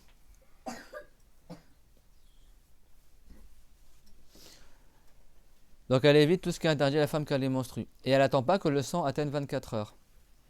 Mais si le sang il s'arrête de couler avant la fin des 24 heures, quelqu'un peut lire dans le livre là? Comme ça on vérifie si la traduction elle est bonne. Avec une voix haute, hein, que tout le monde entende. Ça je peux boire le café aussi, c'est bon? Qui c'est qui lit? Avec la voix haute, Inch'Allah. Parce que là c'est marqué dans votre livre. Moi comme il est en arabe, comme ça vous savez que vous avez pris par transmission ce qui est marqué en français quoi. Chapitre des menstrues. Non pas depuis le début, parmi les questions du menstru, il y a le fait que la femme... Parmi les questions concernant les menstrues, la femme dès qu'elle voit du sang évite ce qui évite la femme qui a les menstrues, qu'il s'agisse du jeûne, de la prière, du rapport sexuel et d'autres choses que cela. Elle n'attend pas que l'écoulement atteigne la durée d'un jour et d'une nuit. Puis s'il dure moins qu'un jour et une nuit, elle rattrape ce qu'elle a abandonné comme jeûne et prière. Elle n'a pas à faire le roussoul car ce sang n'est pas considéré comme menstru parce qu'il n'a pas atteint le minimum. Si le sang il s'arrête et il n'a pas atteint 24 heures, elle, comme elle avait le sang qui arrivait, elle se dit c'est les menstrues donc je prie pas. Donc elle va pas faire la prière. Si le sang il s'arrête et il n'a pas atteint 24 heures, elle rattrape toutes les prières qu'elle a délaissées durant cet écoulement là, c'est bon? Et elle fait pas le roussoul. Jusqu'à que les heures accumulées atteignent la somme de 24 heures, et dans ce cas-là, si après le sang il s'arrête, elle fera le roussoul en pensant que ses menstrues sont terminées. C'est quoi la règle qui régit tout cela? C'est que, très bien, c'est que tout le temps la femme elle se base sur l'apparence. Quand le sang elle arrive, elle se dit que c'est des menstrues. Quand il s'arrête, si elle voit qu'il n'a pas atteint 24 heures, elle dit que c'est pas des menstrues. Quand il revient, c'est des menstrues. Quand il s'arrête, c'est pas des menstrues. Quand il revient, c'est des menstrues. Quand il s'arrête, c'est pas des menstrues. Je crois que c'est 24 heures. Quand c'est 24 heures, ah bah c'est des menstrues en fait. En fait, tout ça c'est des menstrues. C'est bon? Elle est toujours dans l'hésitation jusqu'à qu'elle franchisse certains. J'ai envie de trouver un joli mot en français. Euh, certains grades de stade, je sais pas comment on dit. Certaines étapes en fait. Première étape, c'est quoi? Je compte les heures jusqu'à que j'ai 24 heures. Si j'ai atteint 24 heures, c'est bon, c'est des menstrues. C'est bon? L'autre étape, c'est qu'il ne faut pas que je dépasse 15 jours, c'est bon? مفهوم يعني دائما تبني على الظاهر، هذه القاعدة، وليس حراما عليها إذا تركت الصلاة لأجل الدم وتبين لها أنه ما كان هناك حيض. Et elle n'a pas de péché à délaisser la prière, même si ce n'est pas des menstrues au final, parce qu'elle se base sur le. Si le sang est cool, elle va pas dire bah peut-être c'est pas des menstrues, je vais quand même prier au cas où. Bah non, c'est le contraire. Je ne veux pas prier, même si c'est possible que ce n'est pas des menstrues, comme c'est du sang et que je ne sais pas encore si c'est des menstrues ou pas. Par précaution, je ne fais pas ce qui est interdit à la femme quand elle est menstruée. ومنها أنه متى ما انقطع الدم بعد بلوغ 24 ساعة تغتسل وتصلي وتصوم ويحل وطئها للزوج يعني فإن عاد في زمان الحيض يتبين وقوع عبادتها في زمان الحيض لكن ما عليها معصية أنه بنت على الظاهر كأن رأت دما لخمسة أيام على اتصال وانقطع فاغتسلت وصلت وصامت ثم رأته بعد 4 أيام مثلا ولم يستمر إلى أكثر من 15 يوما من ابتداء الدم الأول فتؤمر بقضاء الصوم فقط ولا إثم في الوطء الذي حصل أثناء انقطاع الدم لبناء الأمر على الظاهر. Vas-y, lis le deuxième point. D'autre part, dès que l'écoulement sanguin prend fin, après avoir atteint les 24 heures, elle fait le rossoul et fait la prière. Donc l'écoulement sanguin, on fait petit à petit. Écoulement sanguin prend fin après 24 heures. C'est quoi la règle qu'on a dit? Elle se base sur l'apparence. 24 heures, c'est quoi? Le minimum des menstrues. 24 heures en continu ou discontinu. Ça va être 24 heures étalé sur 5 jours. C'est bon? 24 heures, le sang s'arrête de manière apparente. C'est quoi qu'elle se dit? Les menstrues sont terminées. C'est bon? Qu'est-ce qu'elle fait donc? Le rossoul. Est-ce que son mari peut faire le rapport avec elle maintenant? Oui. Est-ce qu'elle peut refaire la prière? Oui. Est-ce qu'elle va jeûner? Si c'est par exemple c'était la nuit que c'est arrêté, elle veut jeûner le lendemain? Oui, etc. C'est bon? Parce que de manière apparente, ses menstrues sont terminées. Et paf, le lendemain, le sang y revient. Et les 15 jours sont toujours pas terminés. C'est-à-dire qu'en fait, ses menstrues n'étaient pas terminées. Donc en fait, son mari, quand il a fait le rapport, il a fait le rapport pendant qu'elle avait les menstrues. Elle, quand elle a fait ses prières, c'était pendant les menstrues en fait. Quand elle a jeûné, c'était pendant les menstrues. Est-ce que c'est haram? Non. Parce qu'elle se base toujours sur l'apparence. Et de manière apparente, les menstrues étaient terminées, donc elle se dit je prie, etc. C'est clair, mais à partir du moment où le sang il revient et que les 15 jours ne sont pas terminés, elle se dit ah ben en fait le menstru n'est pas terminé, c'était juste une pause en fait. Et là, elle continue les menstrues. Il faut faire attention, c'est que cette pause-là, elle est comptée comme des menstrues. Hein. C'est-à-dire que si c'est 3 jours de pause, elle dit que c'est 3 jours de menstrues. Si c'est un intervalle entre 2 écoulements sanguins, c'est bon? Continue. Donc, elle fait le rossoul et fait la prière, le jeûne et il est permis d'avoir avec elle un rapport sexuel. Si l'écoulement reprend dans la limite de la période... Bien sûr, le rapport, c'est pour le mari, quoi. On prend ce qu'on dit, quoi. Si l'écoulement reprend dans la limite de la période des menstrues, il s'avère que ces actes d'adoration ont été faits dans une période de menstrues. C'est par exemple le cas où elle a eu un écoulement pendant 5 jours en continu qui s'est ensuite arrêté. Elle a alors fait le rossoul et accompli la prière et le jeûne. Ensuite, elle a vu de nouveau du sang après 4 jours par exemple. Et l'écoulement n'a pas duré plus de 15 jours depuis le début du premier écoulement. Il sera ordonné de rattraper le jeûne seulement. Il n'y a pas eu de péché pour le rapport qui a eu lieu pendant l'arrêt de l'écoulement puisqu'on s'est basé sur l'apparence. Toutes les prières qu'elle a faites durant la période d'intervalle entre les deux sangs, là, elles n'étaient pas valables, c'est bon? Elle ne devra pas les rattraper. C'est bon, pourquoi? Parce que, comme c'est dans les menstrues, la femme qui a les menstrues, elle n'a pas rattrapé ses prières. Juste le jeûne, elle rattrape. Parce que les prières, ça se répète tous les jours. Donc ce serait trop difficile pour elle de rattraper toutes les prières à chaque fois. الصلوات تتكرر في اليوم فلذلك الحائض لا تقضي الصلاة التي فاتتها أثناء الحيض أما الصيام تقضيه الصوم الذي فاتها في الحيض. Le jeûne, elle rattrape par contre. Hein. Chaque jour de jeûne, si elle a commencé à jeûner en plein milieu de la journée, il y a le sang qui arrive, les menstrues, bah son jeûne il est pas valable, c'est bon. Elle doit rattraper cette journée-là. Mais les prières ne rattrapent pas. Donc si le mari, lui, il pensait que les menstrues de sa femme étaient terminées parce qu'elle a plus le sang, et la femme aussi, et il a fait le rapport avec son épouse, et après le sang est revenu 2 jours après, il se trouve que le mari, en fait, il a fait le rapport alors qu'il était encore en période de menstrues. Mais il n'est pas dans le péché parce qu'ils se sont basés sur l'apparence. C'est clair, mon tout le monde? ومنها أن الانقطاع يعرف بأن تكون بحيث لو أدخلت القطنة فرجها لخرجت بيضاء ما شرط أفعل هذا لكن لو فعلت إذا خرجت بيضاء القطنة يعني قطن وشيء هيك نحو ذلك إذا ما في دم أنه انقطع الحيض كذلك هناك شيء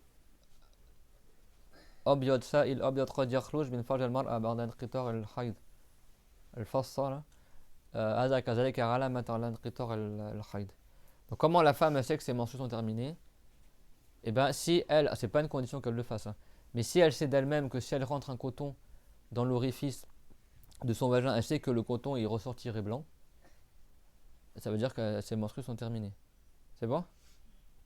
Des fois elle sait qu'il n'y a plus d'humidité, ça fait plusieurs heures qu'il n'y a plus rien, etc. Elle sait très bien que si elle mettait quelque chose, il n'y aurait pas de sang. Et aussi, à la fin des menstrues, il y a un liquide blanc aussi des fois qui sort chez la femme. Les menstrues, c'est jamais blanc. Donc quand ça arrive au stade que c'est tout blanc, bah, c'est que ces menstrues sont terminées, c'est bon. Si c'est jaune, c'est encore des menstrues. Si c'est blanc, ou blanc mais vraiment un petit peu jaune, mais vraiment, voilà, c'est pas jaune quoi, ni jaune pâle, bah, c'est que les menstrues sont terminées. Donc il n'y a pas que cette manière-là du coton. Hein. Et ça ne veut pas dire qu'elle doit forcément mettre un coton, ça veut dire elle sait que si elle mettait un coton, il ne ressortirait pas taché de sang. C'est bon? Après la femme des fois, voilà, le sang des menstrues c'est un sang qui brûle en général. L'advar, dam al-hayd l'advar. يعني تشعر بخلقة في العادة المرأة عندما يكون دم الحيض. عندما ينقطع الدم في العادة بعض النساء تعرف من نفسها أنه انقطع الدم ما عادت تشعر بهذه الخلقة. Le sang des menstrues c'est rapporté que c'est un sang qui décape un peu, qui est brûlant. D'accord?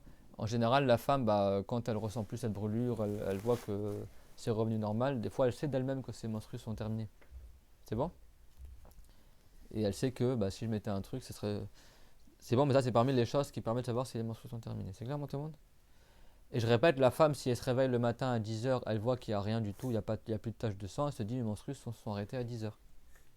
C'est bon? À chaque fois, elle se base sur l'apparence. Elle va dans la salle de bain aujourd'hui à 19h, elle voit une tache de sang, elle dit ah, mes menstrues sont apparues à 19h. C'est bon?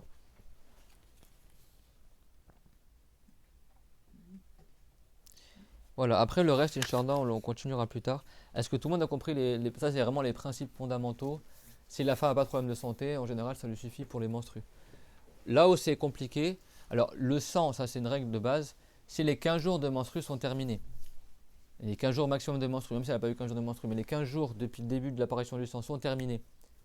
Donc là, elle commence la période de pureté. La période de pureté, les amis, juste je vous explique ça.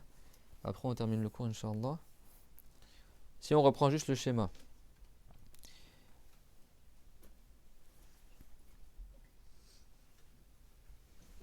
Ça va, personne n'est traumatisé? Donc là, c'est bon? Elle a eu 7 jours de menstrues, c'est bon pour tout le monde? Ça va être ayyam haid. وبعدين لم يعد الدم حتى عبرت 15. خلاص عرفت أنه دم حيضها كان 7 أيام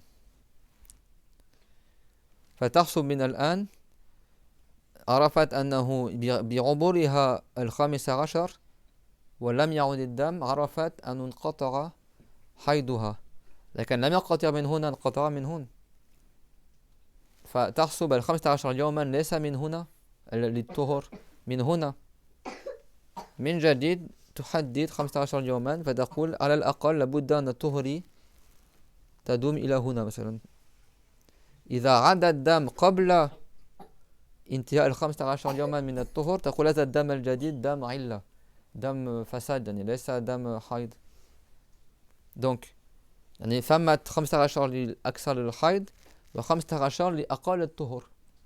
إذا انتهت من حيضها فرغت من حيضها بعد ذلك تحسب 15 يوما من حين انقطاع الدم. Donc la femme, si elle a eu 7 jours de menstrues, après le sang il n'est pas revenu, comment elle est sûre que ses menstrues c'était juste ça? Dès qu'elle franchit le 15e jour et que le sang n'est toujours pas revenu, là c'est bon, ça a validé que ses menstrues c'était juste les 7 jours. Parce que maintenant c'est plus possible que le sang y réapparaisse, les 15 jours maximum de menstrues sont terminés. C'est bon pour tout le monde? Donc maintenant qu'elle a terminé les 15 jours, c'est bon, les menstrues c'est fini. Maintenant, elle va s'intéresser sur la période de pureté, à Tuhur. La période de pureté, Tuhur, c'est au minimum est de 15 jours. Donc maintenant, tout comme elle avait tracé 15 jours pour savoir le maximum de ses menstrues, elle va tracer 15 jours pour savoir le minimum de sa période de pureté. Sauf que les 15 jours, elle ne va pas les tracer à partir du 15e jour. Elle les trace à partir de la fin de ses menstrues. C'est-à-dire, comme elle sait que ses menstrues sont terminées le 7e jour, elle trace maintenant une période de 15 jours. C'est bon? En décalé, quoi, du coup. Et du coup, elle se dit, si le sang il réapparaît durant cette période-là, c'est un sang de maladie, parce que ça veut dire qu'il est réapparu durant une période de pureté. S'il réapparaît après les 15 jours minimum de pureté, alors si le sang réapparaît par exemple le 26 du mois, ce sang-là qui est apparu le 26 du mois, c'est une nouvelle période de menstrues. Parce que entre les deux, il y a eu un minimum de 15 jours de pureté, c'est bon? Par contre, si le sang il réapparaît le 11, on ne dit pas j'ai eu 3 jours de pureté et puis le reste c'était une nouvelle période. Non. S'il réapparaît le 11, ce sang-là, c'est un sang de maladie. C'est-à-dire, elle considère que ce n'est pas des menstrues. Là, c'est même pas la peine qu'elle attende de 24 heures ou machin. Elle sait que ce n'est pas des menstrues d'avance. Si le sang il réapparaît avant que 15 jours se soient écoulés depuis la fin de ses menstrues, elle est sûre que ce n'est pas du sang des menstrues. Mais ça, à condition qu'elle ait franchi le 15e jour maximum des menstrues et que le sang n'est pas revenu. C'est bon? C'est clair, tout le monde? C'est-à-dire, si le sang, en fait, dans l'exemple, c'est si le sang il revient là, le 17. Elle sait que c'est du sang de maladie. C'est bon? Tout le monde a compris ce sujet-là? Donc c'est pour ça qu'il faut vraiment comprendre. Le minimum des menstrues c'est 24 heures, le maximum c'est 15 jours. Et le minimum de la pureté c'est 15 jours. Une fois que ces menstrues sont terminées, elle trace 15 jours qui vont être le minimum de sa pureté. La pureté ne dure pas forcément 15 jours. Ça peut être 20 jours, 30 jours, 40 jours, 3 ans, 4 ans, 10 ans, jusqu'à sa mort par exemple. C'est bon?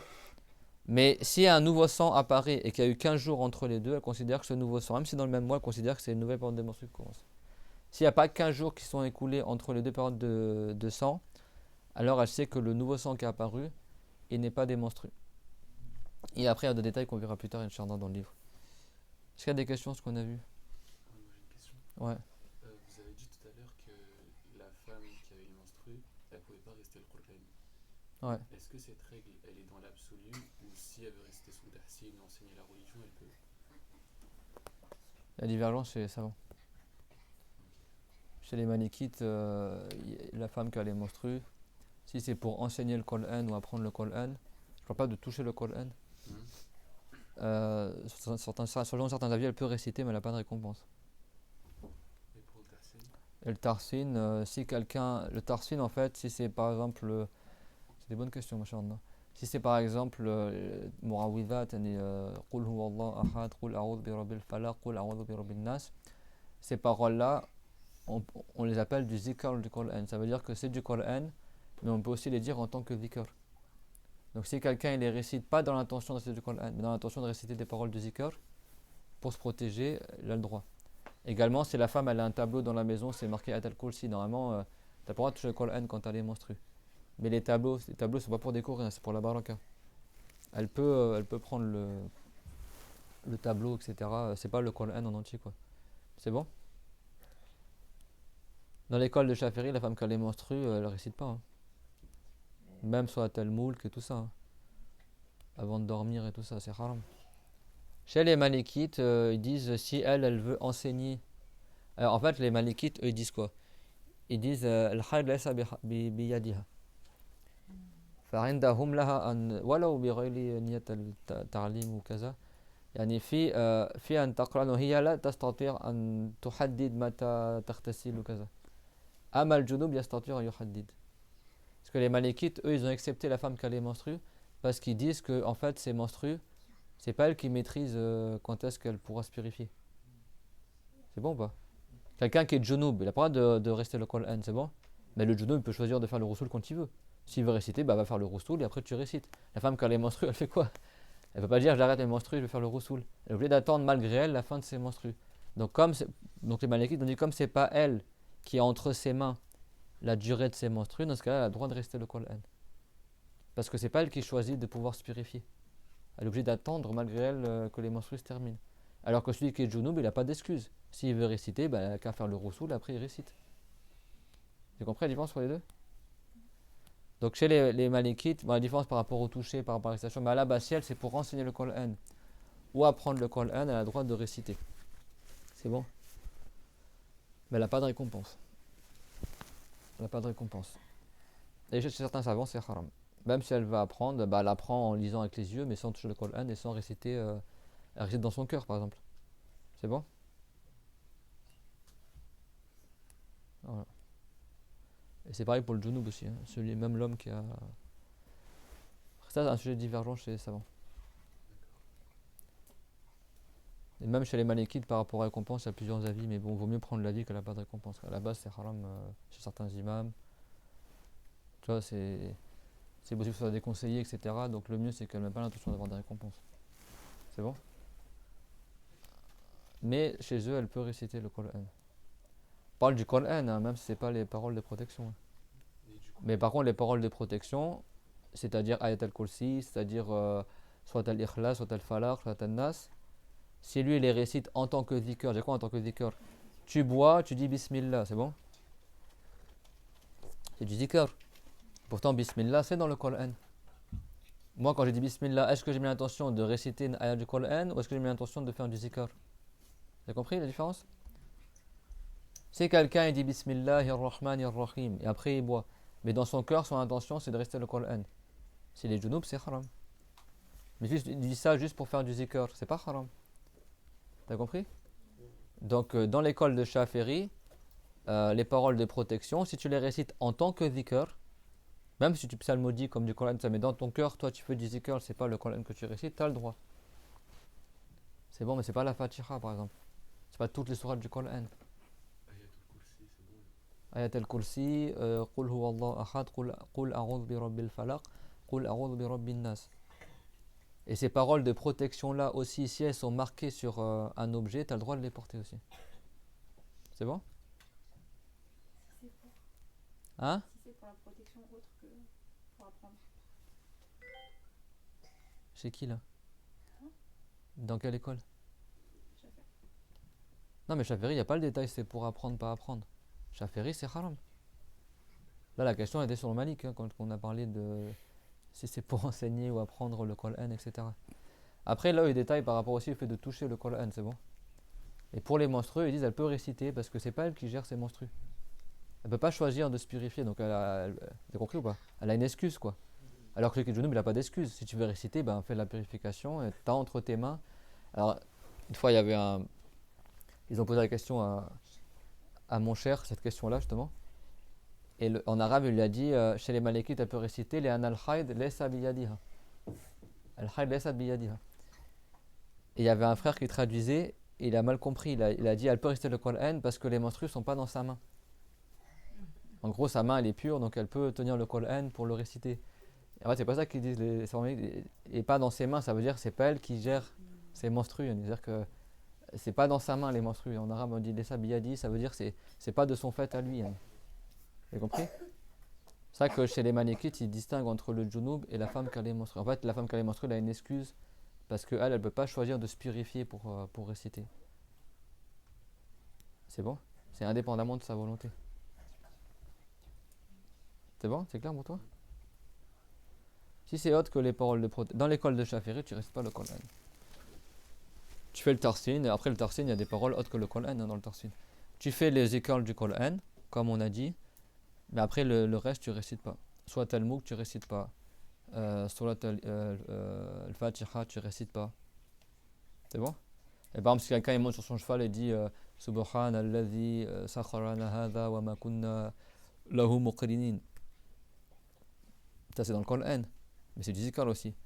N'a aucun défaut celui qui a soumis pour nous les animaux sur lesquels on chevauche et on n'a aucune part, on n'est pas associé à Dieu dans cela. Ça c'est recommandé de le dire quand tu montes sur le cheval ou sur ta monture, pas dans la voiture. Hein. À la base c'est sur la monture. C'est possible que tu le dis dans la voiture, mais à la base, c'est rapporté pour la monture. Mais c'est marqué aussi dans le Coran. Mais si tu dis en tant que dhikr, c'est permis.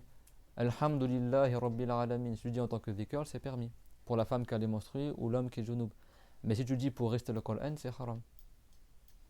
C'est clair, tout le monde? Quelqu'un, il a un ami à lui qui s'appelle Yahya. Il dit Ya Yahya khuzil kitab. Yahya.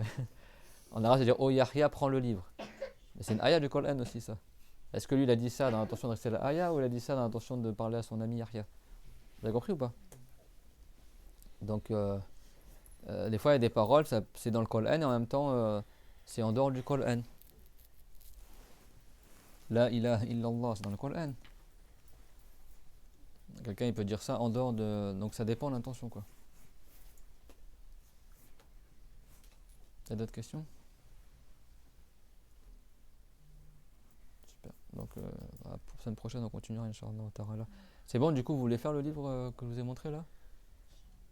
Ce sera rapide, Inch'Allah. C'est beaucoup de schémas en fait. Il y a 250 pages, mais c'est des pages de schémas en fait. C'est clair, tout le monde? Subhanallah wa bihamdihi la quwwata illa billah ma sha'a Allah kana wa ma lam yasha' lam yakun a'lamu anna Allah ala kulli shay'in qadir wa anna Allah qad ahata bi kulli shay'in 'ilma. بسم الله الذي لا يضر مع اسمه شيء في الأرض ولا في السماء وهو السميع العليم. بسم الله الذي لا يضر مع اسمه شيء في الأرض ولا في السماء وهو السميع العليم. بسم الله الذي لا يضر مع اسمه شيء في الأرض ولا في السماء وهو السميع العليم. الله يا الله يا الله يا الله يا ذا الجلال والإكرام يا ذا الجلال والإكرام يا ذا الجلال والإكرام يا أرحم الراحمين يا أرحم الراحمين يا أرحم الراحمين. ربنا آتنا في الدنيا حسنة وفي الآخرة حسنة وقنا عذاب النار. ربنا لا تزغ قلوبنا بعد إذ هديتنا وهب لنا من لدنك رحمة إنك أنت الوهاب. اللهم آت كل منا سؤله من الخير واغفر لنا وللذين سبقونا بالإيمان وعافنا ومرضانا من سيء الأسقام وزدنا علما وفقنا لما تحبه وترضى واجز عنا محمدا خير الجزاء وسائر النبيين وارحم شيخنا واجزي عنا خيرا آمين ومشايخ المسلمين. اللهم اضرب الظالمين بالظالمين اللهم اضربهم بعضهم ببعض وأخرجنا من بين أيديهم سالمين مطمئنين يا الله. وانصرنا على القوم الكافرين والحمد لله وصلى الله على محمد وعلى آله وصحبه وسلم. لا إله إلا الله. اللهم صل على سيدنا محمد وعلى جميع النبيين وآله وسلم. رب اغفر لي والمؤمنين والمؤمنات. بارك الله فيكم وأحسن الله إليكم.